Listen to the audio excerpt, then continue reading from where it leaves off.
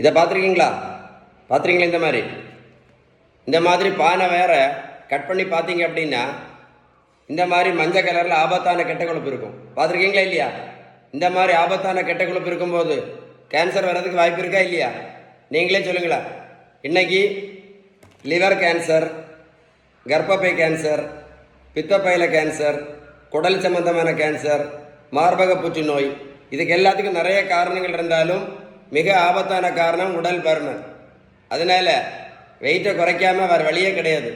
நீங்கள் மருத்துவத்தில் எந்த புத்தகத்தை வேணாலும் எடுத்து படித்து பாருங்கள், எந்த புத்தகத்தை படித்து பாருங்கள். இந்த உடல் பருமன் தான் இன்னைக்கு கேன்சருக்கு முக்கியமான காரணம்.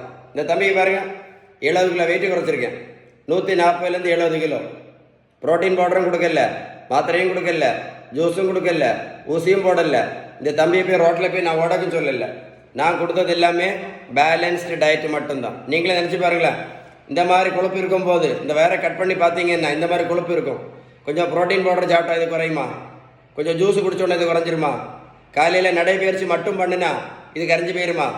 வெந்தயம், கருவேப்பிலை, கரிஞ்சீரகம், கொய்யா இலை, மாங்காய் இலை, வேற என்னது கருவேப்பிலை, இதெல்லாம் சாப்பிட்டா இதெல்லாம் கரைஞ்சி போயிருமா? இந்த மாதிரி கொழுப்பு இருந்தால் நம்ம சாப்பிடக்கூடிய ஏதாவது மாத்திரை வேலை செய்யுமா? சொல்லுங்களேன், ஏதாவது மாத்திரை வேலை செய்யுமா? இந்த மாதிரி கொழுப்பு இருந்தால் கேன்சர் வரதுக்கு வாய்ப்பு இருக்கா இல்லையா? நீங்களே சொல்லுங்கள் சார். அதனால திரும்ப ரெக்வஸ்ட்டாக சொல்கிறேன், வெயிட்டை குறைக்கணும்னா ஒரே ஒரு வழி மட்டும்தான், வேறு வழியே கிடையாது. நான் சொன்ன இன்ஃபர்மேஷன் உங்களுக்கு உண்மையிலே யூஸ்ஃபுல்லாக இருக்கும்னு நினைக்கிறேன். உண்மையிலே யூஸ்ஃபுல்லாக இருந்தால் கமெண்ட்ஸில் OES அப்படின்னு டைப் பண்ணுங்கள். வீடியோ லைக் பண்ணி ஷேர் பண்ணிங்க அப்படின்னா இந்த வேர்ல்டில் நிறைய பேருக்கு யூஸ்ஃபுல்லாக இருக்கும்.